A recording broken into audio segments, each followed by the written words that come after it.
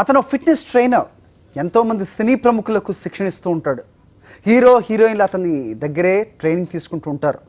వృత్తిపరంగా పై స్థాయిలో ఉన్న ఇతను డౌరీ కేసులో ఇరుక్కున్నాడు. గృహహింస, వరకట్న వేధింపులు, మోసం, నమ్మక ద్రోహం తదితర కేసుల్లో ఇతని పోలీసులు అరెస్ట్ చేశారు.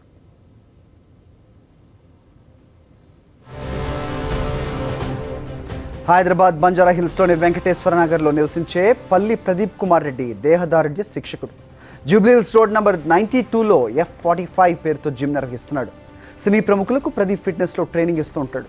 ఇతను చెన్నైలో చదువుకునే సమయంలో జూనియర్ అయిన దివ్య అనే యువతిని ప్రేమించాడు. అప్పట్లో ఆర్థిక ఇబ్బందుల్లో ఉన్న ప్రదీప్కు పరీక్ష ఫీజు కూడా ఆమె చెల్లించేదనే సమాచారం. చదువు పూర్తయిన తర్వాత ఇద్దరు ఆస్ట్రేలియా వెళ్లారు. 2008లో భారత్కు తిరిగి వచ్చి విజయవాడలో పెళ్లి చేసుకున్నారు. ఆ తర్వాత మళ్ళీ తిరిగి ఆస్ట్రేలియా వెళ్లారు.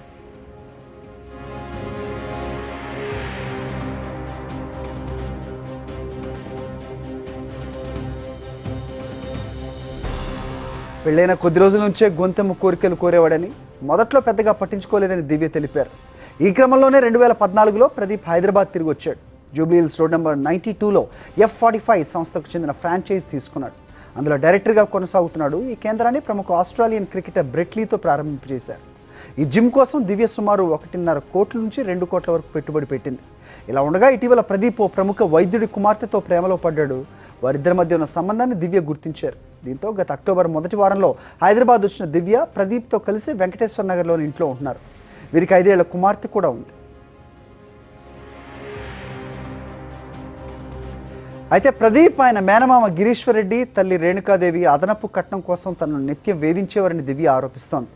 చంపుతానంటూ బెదిరించడంతో భయపడి బిడ్డతో పాటు అక్కడి నుంచి బయటకు వెళ్లి ఈ నెల 10న పోలీసులను ఆశ్రయించానంటోంది. దివ్య ఫిర్యాదుతో బంజారాహిల్స్ పోలీసులు ప్రదీప్తో పాటు ఆమెను వేధించిన మిగతా వారిపై కూడా కేసులు నమోదు చేశారు.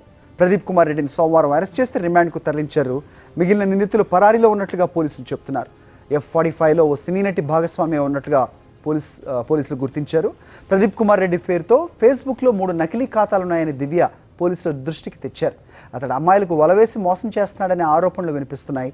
పోలీసులు అన్ని కోణాల్లో విచారణ కొనసాగిస్తున్నామన్నారు.